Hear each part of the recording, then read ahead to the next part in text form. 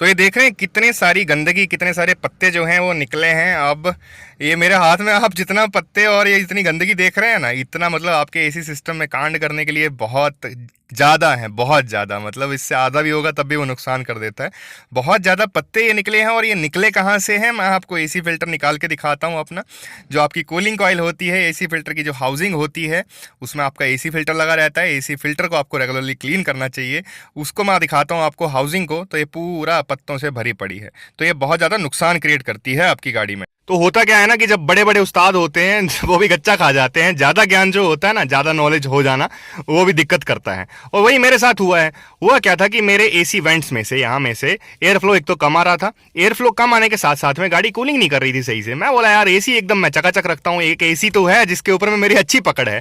तो मैंने पूरा सिस्टम एकदम जो है वो खंगाल डाला। एसी वेंट्स जो है इनके अंदर मैं कैमरा घुसा के, अपना एंडोस्कोपिक वाला कैमरा आता है ना छोटा सा, जो मैंने आपको वीडियो दी थी, उसमें उस कैमरा में क्या है कि कहीं भी उसको घुसा के आप देख सकते हैं भाई कहीं मामला गड़बड़ तो नहीं है। मैं सोचा कहीं ऐसा तो नहीं है एसी वेंट्स में से कुछ फंस गया हो, चूहा वूहा घुसा हो, उसने कुछ काट वाट दिया हो। वो देख लिया, वेंट्स वेंट्स चेक कर लिए, कंडेंसर चेक कर लिया, यार अपना सारा कुछ चेक कर लिया, मतलब गैस तक चेक कर डाली मैंने कि ऐसा तो नहीं है कि मैंने जो स्प्रे किया था उसमें से कंडेंसर लीक हो गया हो सकता है यार, किसी के साथ भी हो सकता है।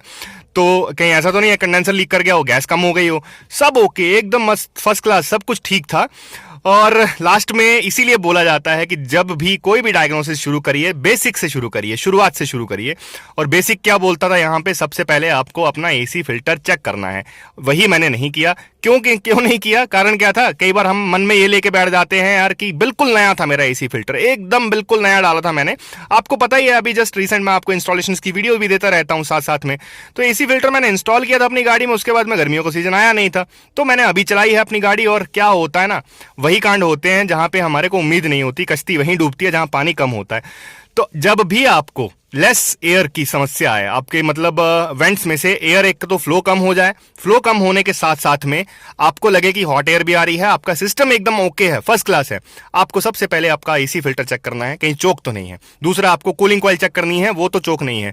कहीं ऐसा होता है ना कई बार कि चलो एसी फिल्टर इंस्टॉल ही नहीं हुआ है। नई गाड़ियों में ध्यान रखिएगा, जब भी आप डिलीवरी लेने जाते हैं अपनी बिल्कुल नई ब्रांड न्यू कार की, आपके गाड़ियों में कई बार एसी फिल्टर निकाल लिए जाते हैं, वहां पे नहीं होते हैं वो एसी के फिल्टर। एक एक साल बाद में जब गाड़ी जाती है सर्विसिंग के लिए, तब इंस्टॉलेशन की जाती है, तब कस्टमर को पता चलता है यार इसमें तो फिल्टर था ही नहीं।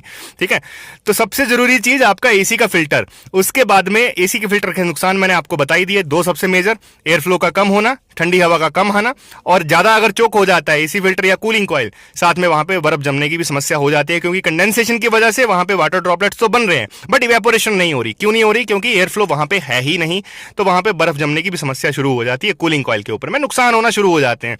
और ज्यादा गंदगी अगर आपकी कूलिंग कॉइल के पास में रहेगी तो वो गलना भी शुरू हो जाएगी थोड़े दिन बाद में, फिर डैशबोर्ड वैशबोर्ड सब उतरते हैं यार, फिर नुकसान होना शुरू हो जाते हैं गाड़ी में। तो एक तो ये चीज होगी। दूसरा, अगर मान लो केवल कुछ को समस्या आती है कि कुछ वेंट्स में से गर्म हवा आ रही है, कुछ में से ठंडी हवा आ रही है, उसका मेजर कारण होता है आपका जो एयर मिक्सर डोर होता है, ब्लेंडर डोर जिसको हम बोल देते हैं। ये ब्लेंडर डोर या फिर एक्चुएटर जो है, अगर हमारा खराब हो जाए, कहीं अटक जाए, स्टक हो जाए, तब अपने को क्या होता है ना, कुछ वेंट्स में से गर्म हवा आएगी, कुछ में से कोल्ड हवा आएगी, क्योंकि एयर जो है वो मिक्स होके आएगी।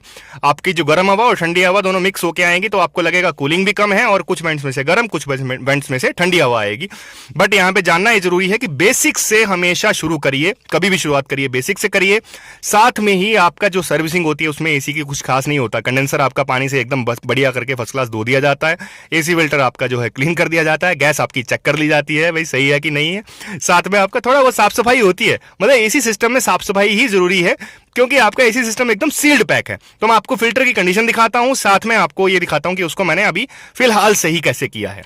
तो आपकी गाड़ी में एसी फिल्टर की लोकेशन आपको डैशबोर्ड के इर्द गिर्द ही मिलेगी। हर गाड़ी में अलग अलग लोकेशन होती है, किसी में राइट साइड में, किसी में लेफ्ट साइड में, किसी में ग्लव बॉक्स के नीचे।